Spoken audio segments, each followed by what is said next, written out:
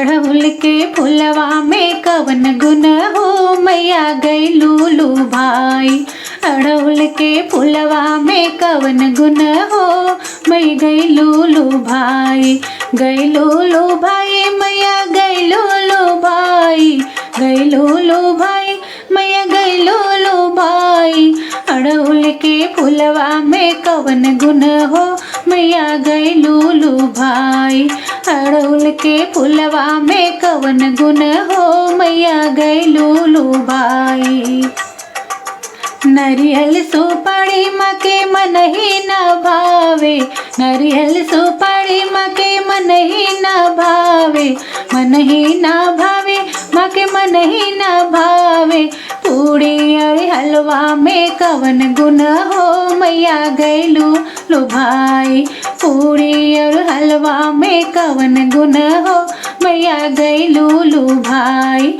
अड़हुल के फुलवा में कवन गुण हो मैया गैलू लू भाई। हाथी और घोड़ा माँ के मन ही न भावे। हाथी और घोड़ा माँ के मन ही न भावे।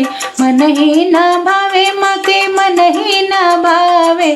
शेर की सवारी में कवन गुण हो मैया गैलू लू भाई। शेर की सवारी में कवन गुण हो मैया गैलू लू भाई। अड़हुल के फुलवा में कवन गुण हो मैया गैलू लू भाई।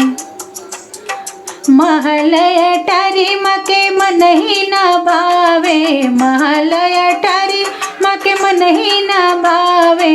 मन ही न भावे हो मन ही न भावे। ऊंची पहाड़िया में कौन गुण हो माई गैलू लू भाई। ऊंचे पहाड़िया में कवन गुण हो माई गैलू लू भाई।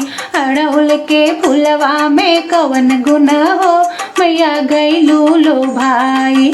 अड़हुल के फुलवा में कवन गुण हो मैया गैलू लू भाई। जड़ीदार साड़ी माँ के मन ही न भावे। जड़ीदार साड़ी माँ के मन ही न भावे। मन ही न भावे माँ के मन ही न भावे।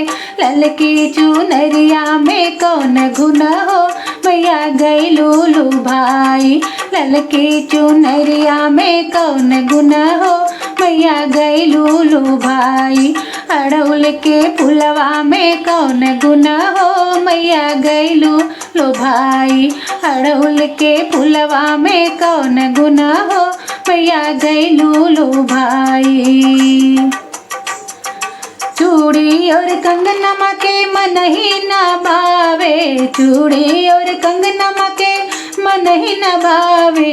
मन ही न भावे माँ के मन ही न भावे। लाल में हंदिया में कौन गुण हो मैया गैलू लू भाई। लाल लाल में हंदिया में कौन गुण हो मैया गैलू लू भाई। अड़हुल के फुलवा में कवन गुण हो मैया गैलू लू भाई। अड़हुल के फुलवा में कौन गुण हो मैया गैलू लू भाई।